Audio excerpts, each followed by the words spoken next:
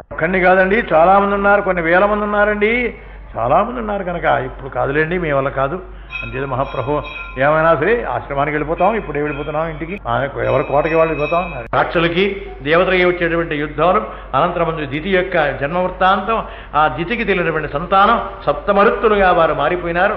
ఆ వృత్తాంతం అంతా చెప్పిన రాదా ఆ మహాప్రభు రామచంద్ర ఎంత గొప్పగా విశేషం జరిగిందయ్యా, ఎటువంటి కీర్తి సంపాదించావయ్యా అనుకుంటున్నారు రామచంద్రమూర్తిని.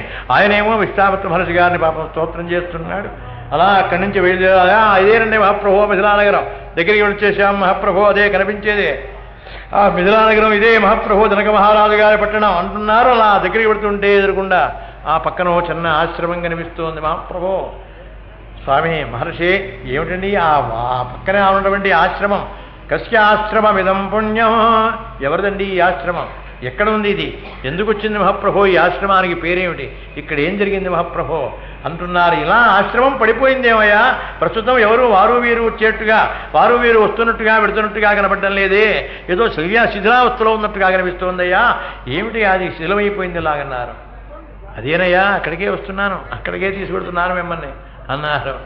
ఇది గౌతముని యొక్క మహత్తరమైనటువంటి ఆశ్రమం. కరెక్ట్గా వినండి, ఈ విషయం మాత్రం కరెక్ట్గా ఉండండి, మిగతావి మాత్రం చేతిలో పెట్టినా చెవులో ఊరబెట్టేసినా పర్వాలేదు, కానీ ఇక్కడ మాత్రమే కరెక్ట్గా వినాలి. చేత కరెక్ట్గా వినకపోతే అహల్య ద్రౌపదీ సీత తారా మందోదరీత వీళ్ళంతా మహాపతివ్రతలు. ఆ పతివ్రతల లిస్టులో మొట్టమొదటిదే అహల్య. అహల్యనే చూపిస్తూ ఉంటారు ఇప్పటికే కూడా, ఇతరమైనటువంటి కార్యక్రమంలో ఆమెనే ఆదర్శంగా చూపిస్తూ ఉంటారు. అంత మహాపతివ్రత కదా, అంత మహాపతివ్రతకి దేవేంద్రుడు ఎవడో వచ్చాడు, గుడి ఇంట్లో దూరాడు, ఏదో రకరకమైన కథ అంతా ఉంది కదా మహాప్రభు. ఇంత కథగినటువంటి చరిత్ర హీరురాలని అంత గొప్పదానిగా చెప్పడానికి కారణం ఏమిటి? పోనీ లిస్టులోంచి తీసేస్తావా, తీసేయడానికి నీకు ధైర్యం లేదు. అహల్య ద్రౌపది ఎందుకు, ద్రౌపదీ సీత తారామందోదరి ఆల్య తీసేయి, ఎందుకంటే ఆల్యని ఇంకా కేవలం అహల్య అంటే అహల్య ఈవిడ. అహల్యని ఎందుకు తీసేశారు, ఎందుకు తీసేయాలి కదా, ఎందుకంటే ఏమిటారయ్యా, దానికి దీనికి పరమార్థం ఏమిటి, ఆ కథా వృత్తాంతం ఏమిటో కరెక్ట్గా చెప్పినవాడు మహానుభావుడు వాల్మీకి. దానిలో పరమార్థాన్ని చెప్పినవాడు నారాయణదాసు గారు, హరికథా పితామహుడున్నాడు నారాయణదాసు గారు. ఆయన హరికథలో అక్కడ రాశాడు అహల్యా ఏయి జారా అని రాశాడు. ఆయన వేదంలో పరిభాష తీసుకెళ్ళి ఆయన యొక్క కీర్తనలో పెట్టేశాడు మహానుభావుడు. అహల్య కొరకు జారుడుగా మారినవాడు ఇంద్రుడు. అహల్య జారురాలు కాదండి, అహల్య జారురాలుగా మన వాళ్ళంతా చిత్రీకరించి ఈ మాట్లాడడంలో అనేక రకములుగా మాట్లాడుతుంటారే వీళ్ళు. ఆ మాట్లాడేటువంటి పద్ధతిలో అయ్యే జారురాలుగా వీరు చిత్రించారు. ఆ చిత్రించి ఆ మాటే పట్టుకుని దాన్నే వర్ణిస్తున్నారు తప్ప ఇది ఇలా ఎందుకు అవుతుందా, దానికి దీనికి తేడా ఉంది కదా. అహల్య అవతల మహాపతివర్తన ఓ పక్క లిస్టులో చెబుతున్నారా, పైగా కన్య అంటున్నారా, అయినప్పటికీ ఆవిడ జారురాలంటున్నారా మళ్ళీ ఇంకో పక్క. ఇలా సమన్వయం ఎవరా, అది వీడే అంటున్నాడు, ఇది వీడే అంటున్నాడు మహాప్రభు, అది వీడే అంటున్నాడు, ఇది వీడే అంటున్నాడు, కానీ సమన్వయం ఎలా? నీ నోటితోనే పతివ్రత అంటున్నావా, నీ నోటితోనే పతిత అంటున్నావా, ఎలాగండి? ఆవిడే పతిత అంటున్నావే, దానికి దీనికి కారణం ఏమిటో కరెక్ట్గా జరిగింది ఏమిటో చెప్పాడు మహానుభావుడు వాల్మీకి మహర్షి. నాయన కస్యాశ్రమం ఇదం పుణ్యం అంటాడయ్యా, ఇది గౌతముని యొక్క ఆశ్రమయ్యా, నీ రాక కోసమే నిరీక్షిస్తున్నావయ్యా. ధర్మదేవత నువ్వే కనుక, ధర్మదేవతవి నువ్వు వస్తే తప్ప ఇది పునీతం కాదయ్యా. ఈ పట్టణం ఈ ప్రాంతమంతా కూడా మహాపతివ్రత యొక్క శక్తి సామర్థ్యం వల్ల చాలా జాగ్రత్తగా ఉంది చేత ఇది మాత్రం చెప్పకుండా ముఖ్యమైనటువంటి ప్రదేశమయ్యా, నువ్వు రావలసిందే చూడవలసిందే అంటున్నాడు. అలా తీసుకొస్తున్నాడు రామచంద్రమూర్తిని. అలా తీసుకొచ్చాడు. తీసుకురాగానే అహల్య కూడా వెంటనే మహాతల్లి నిజస్వరూపాన్ని పొందింది. ఆవిడ కాలు ధూళి తగిలింది. ఆ ధూళి పడగానే అమాంతంగా ఆడదైపోయినారు. అదే గుహుడు వర్ణిస్తాడు, రామచంద్ర నీ యొక్క పాలు ధూళి పడగానే ఏదో రాయి కూడా మాత్ర స్త్రీగా మారిపోయిందట. నీ కాళ్ళు కనుక ఆ పడవలో పెట్టావంటే ఎంతమంది ఆడవాళ్ళు అయిపోతారో బాబు, ఈ పడవ నేనెక్కడ భరించనయ్యా, జాగ్రత్త రామచంద్ర అని పైకి చెబుతూ కాళ్ళు కడిగి తుడిచి అలా బుధం మీద కూర్చోబెట్టుకుని రామచంద్రమూర్తిని తీసుకెళ్ళాడు. పడవలో కూర్చోబెట్టడానికండి, గుహుడు అంతటి పరమభక్తుడు, అందుకోసం అలా తీసుకువెళ్ళాడని చెప్పారు. ఇక్కడ జరిగింది ఏమిటో కథ ఏమిటి మహాప్రభో, ఏమిటి ఈవిడి స్త్రీగా మారిపోయింది ఏమిటన్నారు. వెంటనే గౌతముడు వచ్చేసాడు. అప్పుడు కథావృత్తాంతం చెప్పారు మహానుభావుడు ఈ స్వామి ఈయన విశ్వామిత్ర మహర్షి గారు రామచంద్రమూర్తి కథ చెబుతున్నాడు. ఆ విశ్వామిత్రుడు కథ చెబుతూ నాయన అది వాల్మీకి చెప్పాడు కదండి. వాల్మీకి చెప్పిన దాన్ని ఈ లవకుశులు గానం చేస్తున్నారు. ఇలా జరిగింది ఇలా జరిగింది అని. ఆ జరిగినటువంటి వృత్తాంతముల గురించి మహానుభావుడు విశ్వామిత్ర మహర్షి గారు జ్ఞాపకం చేస్తున్నాడు. ఇదేమిటో తెలుసా అన్నాడు. ఈ కారణం ఎందుకు జరిగిందో తెలుసా, ఇక్కడ జరిగినటువంటి వృత్తాంతం ఏమిటో తెలుసా అన్నాడు. ఈ వృత్తాంతం ఏమిటి అంటే, ఒకానొక రోజున నిజమైనటువంటి గౌతముడు తపస్సు చేసుకునే సమయమై సంధ్యావందనాది అనుష్ఠానం వరకు మాత్రం ఏటికి వెళ్ళిపోయినాడు. వృద్ధున్నే తెల్లవారుజామున లేచి ఏటికి వెళ్ళిపోయినాడు. ఆయన వెళ్ళిపోగానే గౌతమ రూపంలో దేవేంద్రుడు ప్రవేశించాడు. ఈ పరపురుషుడు ఎవడో వస్తున్నాడే, ఇప్పుడు మాత్రం నా భర్త కోసమని ఎవరో రారే, నా భర్త గారు ఈ సమయంలో ఇంట్లో ఉండరు, తెల్లవారుజాము అయిపోయింది కనుక ఇంట్లో ఉండరు, బయటికి వెళ్ళిపోతారు, తపస్సు చేసుకోవడం కోసమో ఏదో అనుకో వెళ్ళిపోతారు. అందువల్ల ఈ సమయంలో ఎవరూ తెలిసిన వాళ్ళు రారు, వీడెవడో కొత్తవాడు అనుకున్నారు. ముందు ద్రౌపది ఏమనుకుంటుందో జాగ్రత్తగా చెప్పాడు, అహల్య ఏమనుకున్నదో జాగ్రత్తగా చెప్పాడు వాల్మీకి. అందువల్ల ఇప్పుడు మాత్రం ఎవరు పరాయి వాళ్లే తప్ప ఈ ప్రాంతం వాళ్ళు, విషయం తెలిసిన వాళ్ళు మాత్రం ఎవరూ రారు అనుకున్నారు. అనంతరమందున మహానుభావుడు వీడు వచ్చేసాడు, తలుపు తోశాడు, లోపలికి వచ్చాడు. లోపలికి వస్తే ఎవరు కూడా పిలవకుండా ఇలా వస్తున్నాడే అని మహాతల్లి శంకించారు. తలుపు గనక దగ్గర వేసి ఉంటే అర్థం వేరు, తలుపు ఆ గడియ పెట్టకుండా నొక్కేసి తలుపులు 2 రెక్కలు నొక్కేసి ఉంచితే అర్థం వేరు, గడియ పెడితే అర్థం వేరు. ఇలా రకరకాల అర్థాలు ఉన్నాయి మహాప్రభు తర్వాత చేతాలండి. ఇక ఇప్పుడు చెప్పను మరి ఏమిటండి, ఎన్నో రకరకమైన అర్థాలు ఉన్నాయి. మానవుణ్ణి ఇంటికి వెళ్ళినప్పుడు ఆ వీధిలో చివరికంటా వెళ్ళి ఇంట్లో మనుషులు ఉన్నారో మాట్లాడుతున్నారో లేదో విన్న తరువాత శాస్త్రి గారో అవధానుల గారో ఉన్నారా అని కేకవేయడం, అది మొదటి పద్ధతి. ఇంట్లో మాటలు వినిపించకపోయినా అక్కడ వాకిట్లోకి వచ్చి నుంచుని కేకవేయడం రెండవ పద్ధతి. మూడవ పద్ధతి తలుపు కొట్టడం. నాలుగవ పద్ధతి గుళ్ళెం కొట్టడం. 5వ పద్ధతి కాలింగ విలు నొక్కడం. ఇక తర్వాత 3 పద్ధతులు ఉన్నాయి. ఈ ప్రతి పద్ధతికి ధర్మశాస్త్రం ఉంది, ప్రతి పద్ధతికి ధర్మశాస్త్రం ఉంది మహాప్రభు. ఒక కాలింగ బిల్లకి మాత్రం అక్కర్లేదులేండి. ఇక దానికంటే ముష్టియాడితో సమానంగా కొట్టేస్తున్నారు ఇక, అందుకోసం దానికి పద్ధతి అక్కర్లేదు. కానీ మిగతా 4 రకములకు కూడా ఏ రకం వాడు ఏమవుతాడు, ఏ రకమైన వాడు ఈ పని చేస్తాడు, తలుపు కొట్టేవాడు ఎవడో, గుళ్ళెం కొట్టేవాడు ఎవడో అని ఈ ధర్మశాస్త్రం అంతా కూడా మహానుభావులు మనకు జ్ఞాపకం చేశారు. ప్రస్తుతం చెప్పలేండి, ఇప్పుడు కథలో వెళ్ళిపోతున్నాను. ఆ కారణం చేత అహల్య వీడెవడో పరపురుషుడు కదా అని ఒక తలుపు వేశారు, ఒక తలుపు మాత్రం అలాగే ఉంచారు. సమయంలో అమాంతంగా ఈ ఇంద్రుడు ప్రవేశించాడు లోపలికి. ఆత్మానం మాంచ దేవేశ రక్షమాం మధుసూదనాన్ని కేకవేశారు. ఆత్మానం మాంచ దేవేశ, పరమాత్మ ఆత్మానం మాంచ, ఈ దేహమును నా శరీరమును అలాగే నా ఆత్మను నా యొక్క బుద్ధులను అన్నీ కూడా జాగ్రత్తగా అట్టే పెట్టుకుని రక్షించు మహాప్రభో పరమాత్మ అని కేకవేశారు. రక్షమాం మధుసూదన, ఆత్మానం మాంచ దేవేశ రక్షమాం మధుసూదన అని కేకవేశారు. నిరుత్తరాభూత్తు సమాధానం చెప్పరాయిగా, పైన ఏమీ కూడా మాట్లాడాల, అంతవరకే చదివారు. ఆ మాత్రం శ్లోకం ఆ మాత్రంగా ఒక్క పర్యాయం నిరుత్తరాభూ సమాధానం చెప్పకుండా వారు ఆగిపోయినారు. అప్పుడు అన్నాడు దేవేంద్రుడు, కాసేపు ఎప్పుడైతే ఆ తల్లి మాట్లాడలేదో, నేను కావాలని అందరినీ కోరుకుంటున్నారే, నేను కావాలని, నేను మాత్రం ఎవరినో నిన్ను కావాలని కోరుకు నేనొచ్చానే, ఏమిటి అలా మాట్లాడుతున్నావు, అలా బీసిపోయినావు ఏమిటన్నాడు. ఆ కేక వేసేసి మహాతల్లి అలా ఒక్క పర్యాయం బీసిపోయింది. వీడెవడో దౌర్భాగ్యమైనటువంటి దుర్బుద్ధితో వచ్చాడురా, ఆత్మానం మాంచ దేవేశ రక్షమాం మధుసూదన అని కేకవేసి ఒక్క పర్యాయం అలా నిరుత్తరాభం సమాధానం చెప్పకుండా ఎప్పుడైతే ఆగిపోయినారో, ఏమిటి నన్ను చూస్తే నేనెవరినో వారు కావాలి వీళ్ళు కావాలని నేను కోరుకుంటూ వచ్చానే, నేను కావాలని చాలామంది కోరుకుంటున్నారు నన్ను గురించి, కానీ నేను మాత్రం నిన్ను కోరుకుని వచ్చానే, నేను వస్తే వీడు అలా అయిపోతున్నావు వీడు అన్నాడు. అందువల్ల నేను కోరుకుని నువ్వు కోరుకునే అనేటువంటి మాటలు ఎప్పుడైతే వచ్చాయో వీడు దుర్బుద్ధితోనే వచ్చాడు అనేది కన్ఫర్మ్ అయిపోయిందండి. ఇక దుర్బుద్ధితోనే వచ్చాడు, నన్ను కోరుకుని వచ్చాడన్నాడు కదా, అందువల్ల తప్పనిసరిగా వీడు అందుకే వచ్చాడు. ధర్మదేవత వచ్చి రుజువు చేసే వరకు నేను ఎవరికీ కనిపించకుండా ఇలాగే పాషాణమై ఉండుగాక అని ఆవిడే శపించుకున్నారు. అంతేగాని వీడు శపించాడా సన్నాసి? ఏమండి, వాడు కానీ కేవలం గౌతముడు వచ్చి శపించలేదండి, గౌతముడు కన్ఫర్మ్ చేశాడు. అంటే నువ్వు అలాగే ఉండమన్నాడు, నువ్వు కోరుకున్న ప్రకారంగా ఉండమన్నాడు, కానీ గౌతముడు శపించలేదు. గౌతముడు శపించింది దేవేంద్రుణ్ణి. వాడు బయటికి వెడుతుంటే అప్పుడు సమయానికి అసలు గౌతముడు వచ్చాడు. సరే వీడు వెళుతున్నాడు కనుక అప్పుడు వీడు వెళ్ళేటప్పుడు ఏమంటున్నాడు, చాలా సంతోషించాను నువ్వు చేసిన పనికి అన్నాడు.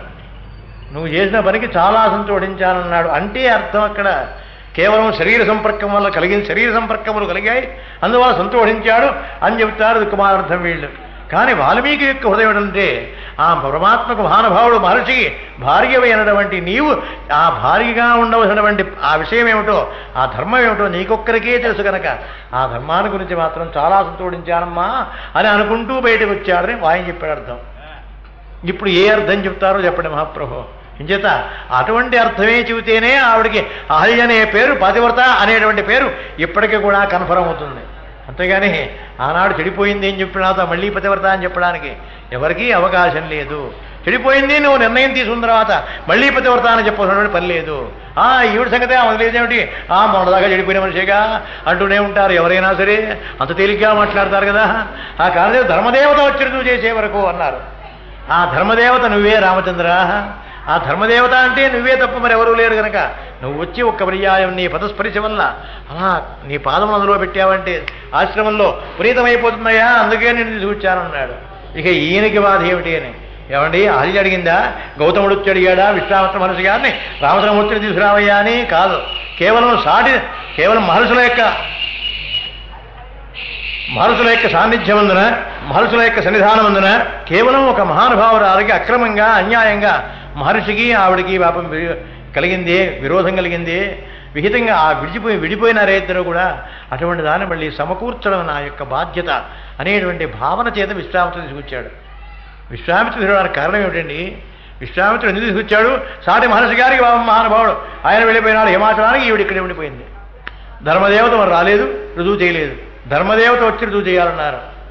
అందుకనే సీతామాత కూడా అగ్ని ప్రవేశం చేసిందని వాల్మీకంలో లేదండి, ఆవిడ చేసింది. రామచంద్రమూర్తి చేయమని అలా, రామచంద్రమూర్తి సీతను నిప్పులో దూకమన్నాడా, అగ్ని ప్రవేశం చేసి జాగ్రత్తగా పరీక్షించుకుని అప్పుడు ఏలుకున్నట్టయినా ఎవడండి చెప్పేది అది.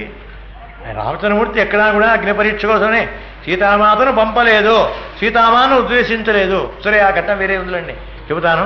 ఆవిడ కూడా మహాతల్లి ఆవిడే కోరుకున్నారు. ఆవిడే కోరుకుంటే మిగతా మహానుభావుడు జాంబవదాదులందరూ కూడా రకరకములుగా మాట్లాడుతున్నారు దాని గురించి. ఏమిటయ్యా అలా మాట్లాడుతున్నావు, ఏమిటి నీ అనుమానం ఏమిటన్నాడు.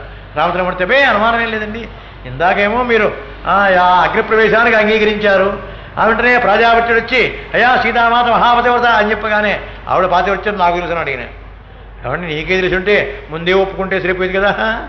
ఆవిడ పాతివ్రత్యం నువ్వు చెప్పాలంటే నా భార్య సంగతి నాకు తెలుసు అన్నాడు ఆయన. నా భార్య సంగతి నాకు తెలుసని ఇప్పుడు చెబుతున్నావా, ఇందాక మాత్రం చెప్పలేదా. ఆ కారణం చేతి ఏమిటోలండి పెద్దలు ఏం మాట్లాడినా పర్వాలేదని. అదే నీ అనుమానం అదే అన్నాడు ఆయన.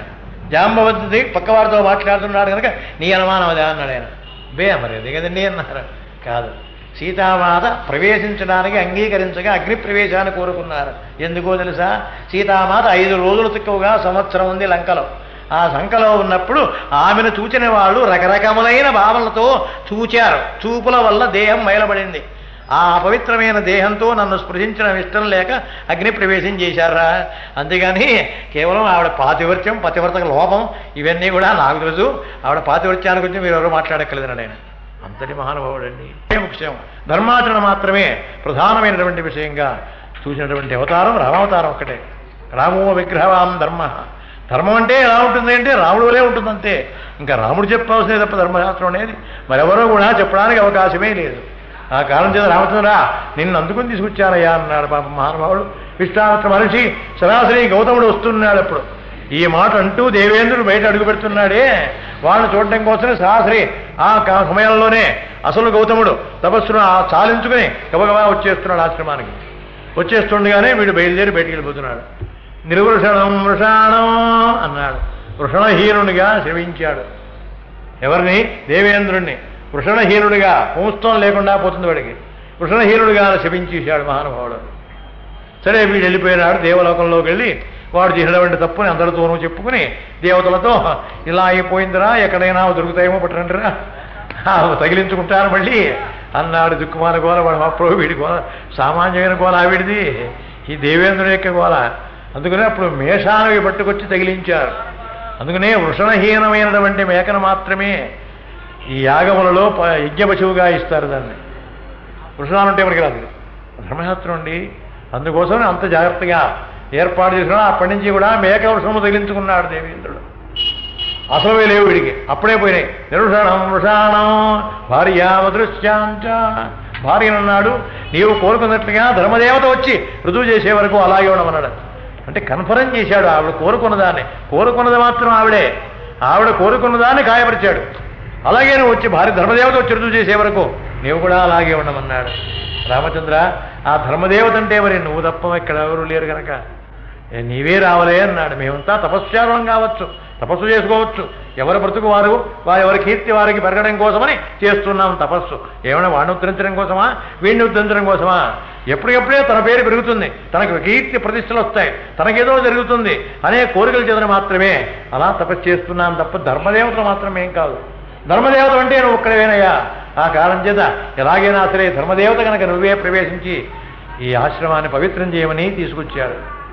రామచంద్రమూర్తి అలా ప్రవేశించగానే మహాతల్లి తిరిగి ఆ పాషాణ రూపమును వదిలిపెట్టేశారు. తిరిగి నిజమైనటువంటి స్వరూపాన్ని పొందింది అహల్య. హలం అంటే నాగలి, హల్యం అంటే నాగలితో దున్నిన భూమి. అహల్య అంటే దున్నని భూమి, అంటే పురుష సంపర్కం లేని స్త్రీని అహల్య అంటారు. సంస్కృతంలో చెప్పండి. అహల్య, హలం అంటే నాగలి, హల్యం అంటే నాగలితో దున్నిన భూమి. అందులో చాలు ఉంటుంది, ఆ చాలు పేరు సీత. ఆ సీత అంటే నాగలి చాలు అని అర్థం. నాగలి చాలు.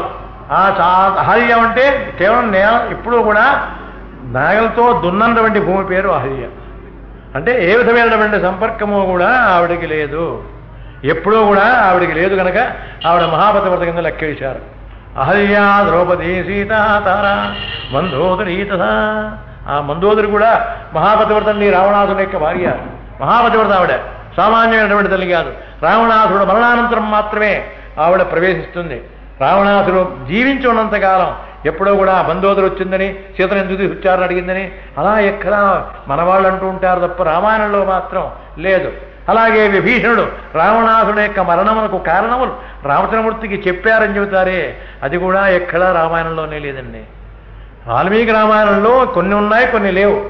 ఏమి లేవో ఏమున్నాయో మనకు కావాలి. కనీసం వాల్మీకి రామాయణం ఇలా ఉంటుంది, వాల్మీకి రామాయణంలో ధర్మం ఇది అని కాస్త మీ శ్రోతలకు తెలిసి ఉంటే నాకు సంతోషం. ఎప్పటికైనా సరే తెలిసి ఉండాలి. ఎప్పుడైనా సరే ఎవరే రామాయణం అంటే ఇదిరా, మాకు తెలుసులేరా అని చెప్పేటువంటి ఒక ధైర్యం రావాలి మనకు. అసలు రామాయణం అంటే ఏమిటో మనకు తెలియదే. రామాయణం గురించి ఎవరైనా మాట్లాడితే మనం కూడా అంగీకరించడమా? మనం కూడా అంగీకరించడం పని లేదు మహాప్రభు. ఆ కారణం చేత ఆ మందోదరి మహాపతివ్రత ఆ రావణాసుడు మరణానంతరం మాత్రమే ప్రవేశించింది ఆ మహాతల్లి. ప్రవేశించి అందరూ రకరకములుగా ఏడుస్తున్నారు, కానీ ఈవిడ మాత్రం మరొక రకంగా ఏడుస్తున్నారు. ఏమని? మహాప్రభు, కేవలం పరమేశ్వరుని యొక్క పూజాధురంధరులు మీరు రామచంద్రమూర్తి యొక్క బాణాహతి వల్ల మోక్షం పొందాలనే కోరుకున్నారు, అందుకే తీసుకొచ్చారు సీతని కూడా. నాకు తెలుసు కదా మహాప్రభు, అటువంటి మోక్షమును నాకు చెప్పకుండా మీరొక్కరు మాత్రమే పొందుతారా? ఏం నన్ను కూడా తీసుకెళ్ళకూడదా స్వామి అంటూ ఏడుం మొదలెట్టింది. రావణాసుడు మహాభక్తుడు, మహాపురుషోత్తముడిని, చాలా గొప్పవాడిని కేవలం అలా స్తోత్రం చేస్తూనే తప్ప ఈ మందోదరి దౌర్భాగ్యుడు ఆ దేశాన్ని పాడు చేశాడు, ఈ దేశాన్ని పాడు చేశాడు అనేటువంటి ఏడుపు కానీ, ఆ దేశాన్ని ఏలుకున్నాడు, ఈ దేశానికి ఐశ్వర్యం కోసమని ఆ కారణాలు కానీ ఆ ఏడుపులో కనబడ్డంలే. ఏమిటన్నయ్యా ఈవిడ ఏడుపు ఏమిటో కొత్త రకంగా ఉందన్నాడు వీడు లక్ష్మణస్వామి. వెంటనే రామచంద్రమూర్తితో, అన్నయ్య ఈవిడ ఏడుపు ఏమిటో కొత్త రకంగా ఏమిటుంది అన్నారు. రే ఆవిడ మహాపతివ్రతలో ఆవిడ జోలికి పోకున్నాడు. ఆవిడ మహాపతివ్రత చెప్పిస్తుంది, ఆవిడ జోలికి మాత్రం పోయే అధికారం ఎవరికి లేదురా అన్నాడు. ఆ మహాతల్లి ఆ రావణాసుని యొక్క గొప్పతనాన్ని గురించి స్తోత్రం చేసుకుంటూ, కేవలం మీరు మాత్రమే మోక్షం పొంది నాకు మాత్రం మోక్షం ఇవ్వకూడదా? ఏం మీ భార్యను కదా, మీరే మోక్షం పొంది నాకు మాత్రం మోక్షం ఇవ్వకూడదా? ఇవ్వకూడదని కూడా ఎక్కడైనా చెప్పుందా మహాప్రభు చెప్పండి అంటూ అలా అడుగుతోంది పాపం ఆ శవం దగ్గర పడిపోయి. అనంతరం కొంతసేపటికి రామచంద్రమూర్తి కనిపించగానే రామచంద్రమూర్తిని వెంటనే ప్రశ్న వేశారు. ఏమయ్యా రామచంద్ర, ధర్మస్వరూపుడు అని చెప్తారే నిన్ను, నీ ధర్మాల్లో ఇది కూడా ఉందా అన్నారు ఆవిడ. భర్త గారికే మోక్షం ఇచ్చి భార్యకు ఇవ్వకూడదు అని కూడా ఎక్కడైనా ధర్మం ఉందా అన్నారు. ఏం లేదమ్మా అన్నాడు. వెంటనే రామచంద్రమూర్తి, ఏం లేకపోతే నా భర్త గారి మీద వేసినటువంటి బాణములలో ఒక్క బాణం నా మీద కూడా వేసి నాకు కూడా నా భర్త గారు ఉన్నటువంటి ప్రదేశమునకు స్వర్గే పైన అరోచతే, స్వర్గభోగములు కూడా నా భర్త లేకుండా నాకు మాత్రం ఏ అక్కర్లేదు. ఇక అందువల్ల నా భర్త గారు ఉన్నటువంటి చోటికి నన్ను కూడా పంపించండి మహాప్రభు అని ప్రార్థించారు. అమ్మా, ఈ కేవలం జన్మ అనేది కర్మను అనుభవించడానికే ఉంటుంది. ఈ కర్మను అనుభవించకుండా మధ్యలో కనుక నీకు అక్రమంగా మరణం కనుక సంభవింపజేస్తే ఈ కర్మ మిగిలి ఉంటుంది. ఈ కర్మ కోసం మళ్ళీ ఇంకో జన్మ ఎత్తాలి. ఆ జన్మలో మళ్ళీ ప్రారంభమవుతుంది. ఆ జన్మలో ఈ జ్ఞానం ఉండవచ్చు, ఉండకపోవచ్చు. ఇప్పుడున్న జ్ఞానం వచ్చే జన్మకు కూడా ఉంటుందా?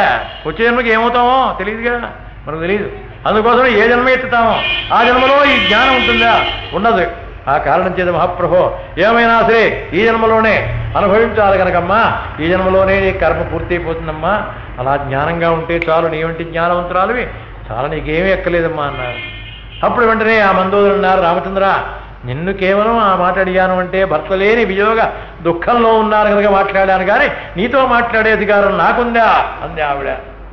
నీతో మాట్లాడే అధికారం నాకుందా రామచంద్ర?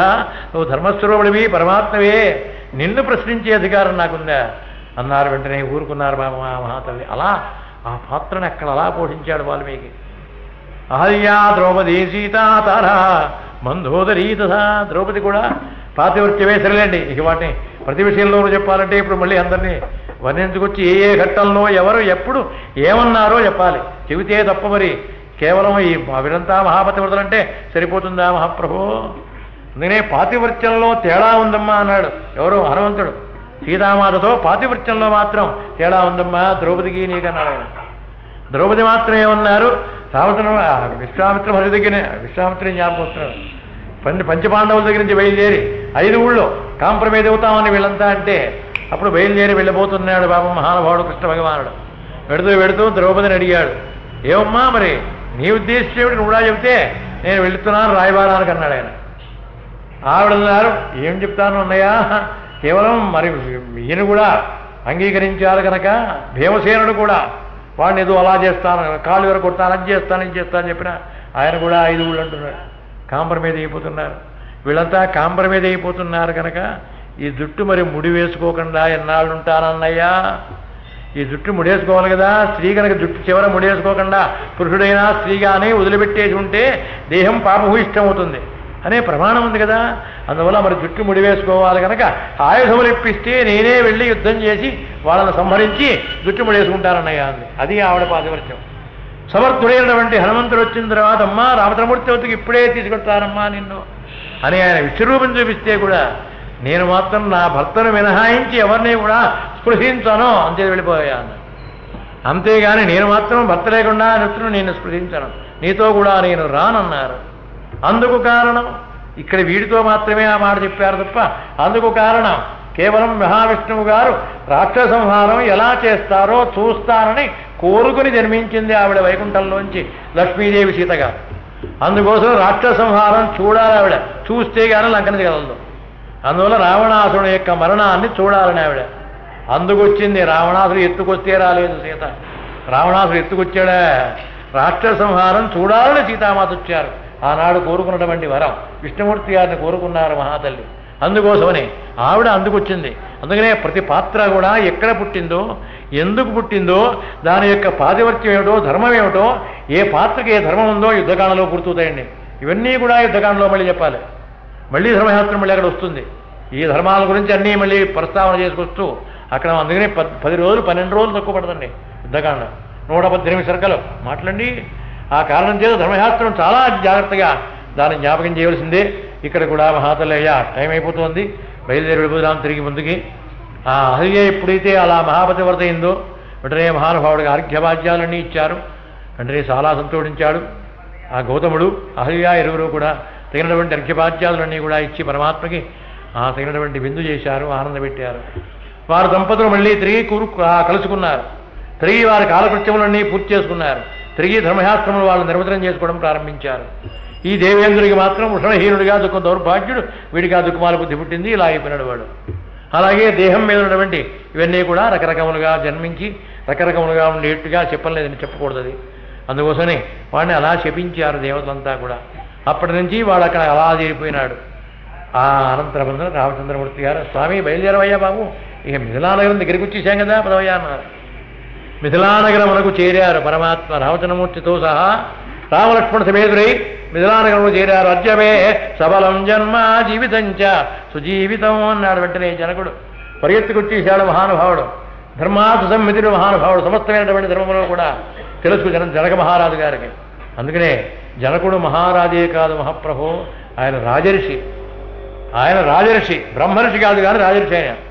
అందుకనే కర్మణైవ సంసిద్ధిం ఆశ్రిత జనకాదయ. భగవద్గీతలో కూడా కర్మణైవ సంసిద్ధిం ఆశ్రిత జనకాదయ. జనకాది మహానుభావులు కూడా కర్మను చేసే సిద్ధించారు. కర్మను చేసి కర్మను ఆచరించి మాత్రమే సిద్ధి పొందారు. అందుకని కర్మాచరణ లేకుండా నాకు తెలుసు నాకు వచ్చు అని నేను ఇంట్లో పడుకుంటే మాత్రం ధర్మాచరణ కాదు. నీకు వచ్చినటువంటి ధర్మాన్ని 10 మందికి చెప్పు. చెప్పిన తర్వాత అప్పుడు ధర్మమును ఆచరించిన వాడు అవుతావు. ధర్మమును ప్రచారం చేయడం నీ బాధ్యత. ధర్మ ప్రచారం చేయకపోతే నీ బాధ్యత ఏమిటండిగా? నీ బాధ్యతనే విస్మరించినట్లు అర్థం అని పరమాత్మ గురించి రకరకములుగా మాట్లాడతారు. కనుక ఆ ధర్మాచరణం చాలా అవసరం. కర్మణైవ సంసిద్ధిం ఆశ్రిత జనకాదయ. జనకాది భక్తులంతా కూడా కర్మను సిద్ధించడం కోసమని సమస్తమైన కర్మలను కూడా ఆచరించాడు మహానుభావుడు జనకుడు. అద్యమే సఫలం జన్మ జీవితం చ సుజీవితం. అయ్యా మహాప్రభో, నా జన్మ నా జీవితమే సుజీవితం అయ్యా, మంచి జీవితం అయింది మహాప్రభో. మీ వంటి మహర్షుల యొక్క రాక వల్ల బ్రహ్మర్షుల మీరే, అటువంటి బ్రహ్మర్షుల యొక్క రాక వల్ల నా జీవితం అంతా పునీతమైంది మహాప్రభో. ఈ యజ్ఞవాడికి యావత్తు కూడా పునీతమైంది. ఈ యజ్ఞమునకు ఇంకా 9 రోజులు టైం ఉందని అంటున్నారు ఋత్విక్కులంతా కూడా మహాప్రభో. దీనిలో టైం ఎంత ఉందో ఎంతకాలం ఉందో చెప్పలేను కానీ ఈ రోజుతో మొత్తం మీద పూర్తి అయిపోయినట్లే మహాప్రభో. జీవితం అంతా కూడా నా జీవితమే సుజీవితమైంది అన్నాడు. ఎవరండి ఈయన ఇలా అడుగుతున్నాడన్నాడు రామచంద్రమూర్తి. ఆ మాటగానే విశ్వామిత్ర మహర్షి అన్నాడు, నన్ను స్తోత్రం చేస్తున్నావు, అసలు స్తోత్రం చేసిన వాళ్ళు వీళ్ళయ్యా అన్నారు. అప్పుడు జనక మహారాజు గారు చూశాడు ఇద్దరు కుర్రాళ్ళని కూడా. సూర్యచంద్రులవలే ప్రకాశమానంగా సూర్య విమోదితో, అప్పుడు ఉదయించినటువంటి సూర్యచంద్రులు ఎలా ఉంటారో అలా ప్రకాశమానంగా కనిపిస్తున్నారు వీళ్ళిద్దరు కూడా. పుత్రో శరథస్కేమో భ్రాతరో రామలక్ష్మణో. వీరా మహారాజు గారి కుమారులయ్యా, అన్నదమ్ములు రామలక్ష్మణునే వీరిని పిలుస్తారయ్యా అన్నారు. వెంటనే అక్కడే ఉన్నాడు సదానందుల వారు జనకమణితో కూడా వచ్చారే వారి వశిష్ఠుడు. అందుకనే మహానుభావయ్యా, సిద్ధాశ్రమంలో ప్రవేశించాను, నన్ను సిద్ధిండు చేసిన వాడు ఈయన, కృతార్థుణ్ణి చేశాడు. అనంతరం ముందు అక్కడి నుంచి బయలుదేరి ఇతరమైనటువంటి విషయములన్నీ చూసుకుంటూ ప్రస్తుతం మీ అమ్మగారికి మీ నాన్నగారికి తిరిగి వియోగం లేకుండా కలిపి వచ్చినవాడు కూడా ఈయనే. ఈయన యొక్క రాక వలనే మళ్ళీ హరియాగోతములు కలుసుకోగలిగారయ్యా. నీకేం తెలుసు అన్నాడు వెంటనే సదానందుల వారిని. నీకేం తెలుసు, ఏదో కుర్రాడు ఎవరు కుర్రాళ్ళు ఏదో కూడా వచ్చారు, ఏదో బలాని వాళ్ళ కుర్రాళ్ళని చెప్తున్నారు కదా అని అనుకుంటున్నావేమో. ఈ మహానుభావులు అంతటి వాడయ్యా, సిద్ధుడు, కృతార్థుడు, నన్ను కూడా కృతార్థుడు చేశాడు. సమస్తమైన జీవకోటిని కూడా పవిత్రం చేయడం కోసమని అందుకోసం జన్మించినటువంటి వాడయ్యా. అందుకుని తీసుకొచ్చాను. ముందు వారిని స్తోత్రం చేయి, వారికి తగినటువంటి గౌరవం చేయి, వారికి తగినటువంటి ప్రతిపత్తిని కలిగించు, అప్పుడు మాత్రమే నీకు గౌరవం అన్నాడు ఆయన. కానీ ఇక్కడ ధర్మశాస్త్రం మాత్రం ఎక్కడా మిగతా రాజులు మాత్రం ఎక్కడా సీతా కళ్యాణమునకు వచ్చినట్లుగా చెప్పలేదండి. ఎవరూ వచ్చినట్టుగా చెప్పలేదండి. ఎవరి పేరు రాలేదు, ఎవరూ కూడా రాలేదండి మహాప్రభు. అసలు ఈ కళ్యాణం అనే దానికి శివధర్భంగం అనే కసరతుని ఎందుకు పెట్టాడో రేపు మాట్లాడతానంటాడు ఆయన కూడా. ఇవాళ శ్రమపడి వచ్చారు మహాప్రభు, ఇవాళ మీరంతా విశ్రాంతి తీసుకోండి, రేపు చెబుతానుగా నా గొడవ ఏమిటో అన్నాడు ఆయన. జనక మహారాజు గారి గొడవ ఏమిటి అసలు? జనక మహారాజు గారు ఈ సీతకు పెళ్లి చేయడం కోసమని ఇంత గొడవ పెట్టుకున్నాడా? శివధనస్సు ఎక్కుపెట్టిన వాడికి మాత్రమే ఏమండి ఈ విరి శుల్కమేనా?